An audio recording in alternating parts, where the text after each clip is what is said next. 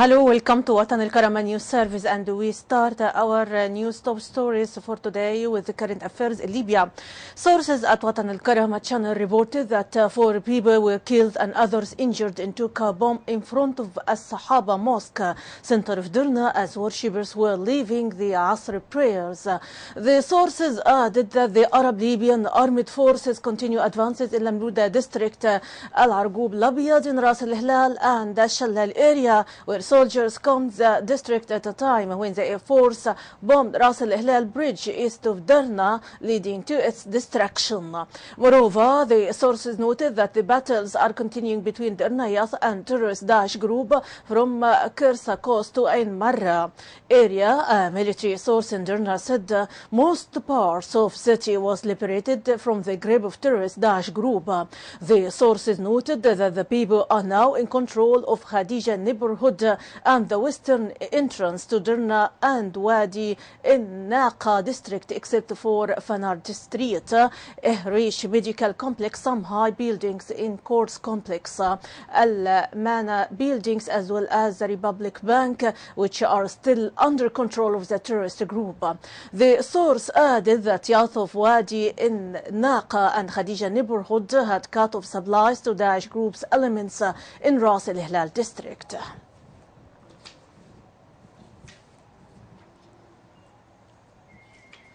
A number of wounded people resulting of Derna uprising against terrorist Daesh group were delivered to Tobruk Medical Center. The information office of the medical center noted that the injuries of the wounded people varied and they were rushed all according to the medical treatment they need. He added that the medical association is willing to provide a 24-hour medical crew in case of establishing a field hospital for wounded people in Derna city.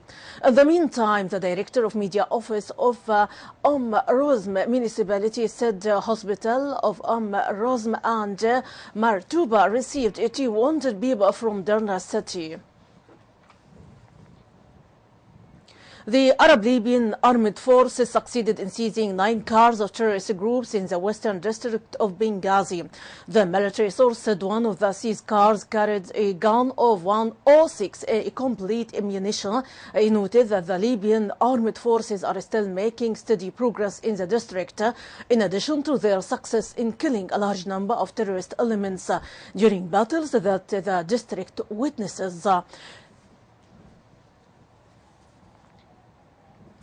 Spokesman for the Tunisian Foreign Ministry, Al-Mukhtar Al-Shawashi, said it is not yet clear whether the attackers were holding the 10 hostages in the Tunisian consulate or took them to another place. Al-Shawashi added that he does not know whether the attack is open fire during the attack or announced any demands in exchange for hostages release. The Tunisian Foreign Ministry described the attacks as a villainous aggression against Tunisian sovereignty and a violation of international treaties that protect the diplomats. The ministry also noted that the Tunisian government is monitoring the situation and is working to secure the employees' release. The Tunisian president has stressed his cooperation with the government that supports terrorism in Tunisia to serve the interests of his country. About reactions of Tunisia, Tunisian authorities received intelligence reports that warned of terrorist infiltration from Libya towards Tunisia in a legal matter. The reports noted that this infiltration can be done by using intact passports issued by the terrorist groups that have taken control of the official bodies specialized in issuing Libyan passports, including diplomatic passports. The reports added that Libyan authorities have felt lost control of sensitive government department, including the passport institution that has been replaced with biometric passports. The official institutions said that Tunisia describes as supporting terrorism are the same that are recognized by the Tunisian authorities, which exert efforts to help them in Tripoli. Aguila Saleh Quader arrived in South Africa, heading a high-level delegation to participate in the African Union 25th Summit, due to be held in July 14 and 15 with the African Union heads of state. The activist said in a statement in the opening session of the International Communication Committee's meeting on the situation in Libya was held yesterday ahead of the African Summit scheduled to be held in Johannesburg. 9 African countries participated in the meeting in presence of permanent member of Security Council, the United Nations and the Arab League. A number of civil society activists rejected the UN-sponsored political dialogue because it deviated from the right path and includes terrorist groups that are working against the state's legitimacy. The activists said in a statement that the dialogue should be held only by parliament members and members who boycotted it, stressing their full support for parliament as the highest legitimate elected authority and the sole legitimate representative of the Libyan people. Moreover, the activists held parliament decision concerning direct election of the head of state by the Libyan people, in addition to separating authorities from their independence. The activists also called on parliament to free the dialogue and withdraw the dialogue commission team. About reactions of Egypt, Egyptian Foreign Minister Sameh Shukri says that the outgoing Congress disrupted the process of reaching a political solution in Libya. During a telephone call with his British counterpart Philip Hammond and the French Laurent Fabius, Shukri stressed the importance of giving the Libyan parties the opportunity to carefully study the draft submitted by the UI envoy Bernardino Leon, acquire any unclear aspects and clarify any related observations. Moreover, Shukri called on the international community to support legitimacy in Libya, noting the parliament is the only party that approved the project and proposals of the UN envoy. 9 people were killed when Saudi-led coalition warplanes bombed district in a Yemeni capital, Sana'a, inhabited by relatives of ex-President Ali Abdullah Saleh. Residents said the warplanes are targeting vacant houses in Bait al-Mayad district near the heart of Sana'a that is home to a number of relatives of Saleh whose loyalists are allied with Houthi forces, the dominant army faction of the conflict. The air raid, which also wounded at least 60 people, came ahead of planned US-sponsored talks in Geneva aimed at ending Yemeni civil war that has drawn in regional powers, including Saudi Arabia. Medical sources said that 9 people who had suffered severe injuries died on arrival at hospital, while 60 others were under care at 3 hospitals in the capital. The World Health Organization has said that 2,584 people have been killed and 11,065 injured in the conflict, which has wrought a worsening humanitarian crisis. And we transfer to Iraq. The U.S. military said today U.S. and coalition forces conducted 12 airstrikes targeting terrorist Daesh in Iraq and 3 strikes against militant group in Syria, mostly focusing on urban areas. The chief of staff for the Combined Joint Task Force said in a statement that the coalition continues to strike Daesh terrorists in complex and congested urban terrain in Iraq and Syria. Moreover, the military said all the Syrian strikes took place near the town of Kobani, near Turkish border, hitting tactical units and destroying a fighting position. The military added that the strike conducted in Iraq were spread out in Baghdad, Al-Hawija, Beji, Mahmoud, Mosul, Sinjar and Tel Hafa, where they hit tactical units, firing positions and a staging area. They also destroy vehicles, fuel tankers, weapons and structure. Meanwhile, President Barack Obama has said American forces being sent to a new operation center in the heart of the war against terrorist Daesh group will not engage in combat, but they will do almost everything but fight to support the Iraqi forces. U.S. defense officials say the tasks of the troop going to Taqadum Air Base will range from advising Iraqi commanders how to ensure soldiers have enough bullets to integrating air power into combat plans. About Suez Canal project, Suez Canal Authority Chairman Mohab Mamish said today Egypt new Suez Canal will open on August 6th.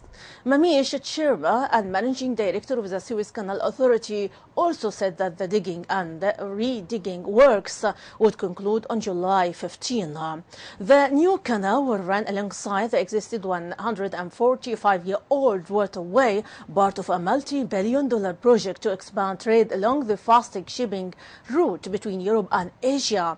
Mamish said in February that $8 billion annual expansion of the canal is expected to increase canal revenue to $13 billion by 2023 from the current level of about $5 billion.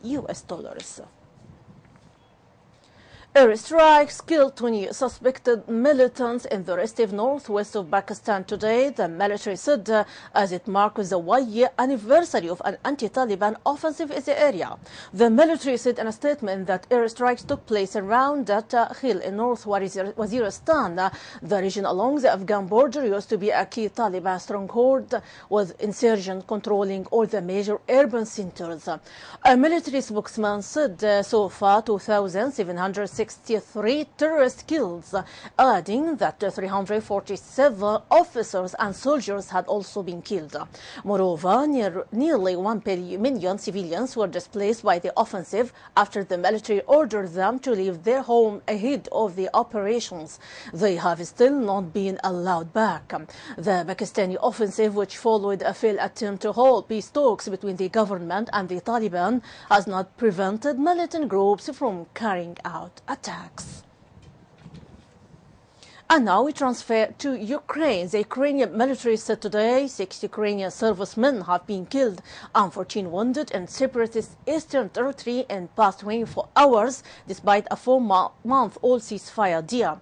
Ukraine's military spokesman Andriy Lysenko said at a daily briefing in Kiev that the situation is particularly tense around the airport near rebel-controlled Donetsk city and other settlements of the Donetsk region. He added that the casualties were a result of shelling by pro-Russian separatists as well as encounters with mines. Meanwhile, separatist officials accuse Ukrainian forces of firing at a village near Donetsk, wounding 2 civilians and shelling 3 districts of the city over the past day.